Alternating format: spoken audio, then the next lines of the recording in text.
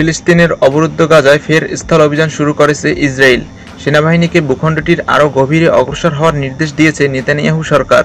সেই সঙ্গে হামাসের হাতে বন্দী থাকা অবশিষ্ট জিম্মিরা মুক্তি না পাওয়ার আগ পর্যন্ত উপত্যকাটির আরও জমি দখলের প্রতিশ্রুতি দিয়েছে তেল আবিব। ইসরায়েলি সেনাবাহিনী সামাজিক যোগাযোগ মাধ্যমে জানিয়েছে, তারা গাজা শহরের পশ্চিমে 3টি পাড়ায় অভিযান চালানোর পরিকল্পনা করছে এবং ফিলিস্তিনিদের আগে থেকেই এলাকা ছেড়ে যাওয়ার জন্য সতর্ক করেছে। ইসরায়েলি সেনাবাহিনী উত্তর গাজা থেকে ছোড়া 2টি রকেট প্রতিহত করার কথা বলার কিছুক্ষণ পরই এই সতর্কতা জারি করা হয়।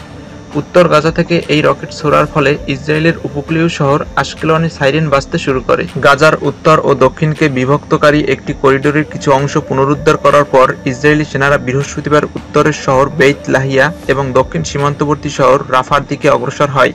সেনাবাহিনী জানিয়েছে, তারা গাজা শহর সহ উত্তর গাজায় পুনরায় অবরোধ শুরু করেছে। শুক্রবার ইসরায়েলি প্রতিরক্ষা মন্ত্রী ইসরায়েল কাটজ বলেছেন, ইসরায়েল গাজায় ক্রমবর্ধমান তীব্রতার সঙ্গে অভিযান চালাবে যতক্ষণ না হামাস জিম্মিদের মুক্তি দেয়। তিনি আরও বলেন, আমি সেনাবাহিনীকে গাজার আরও অঞ্চল দখল করার নির্দেশ দিয়েছি।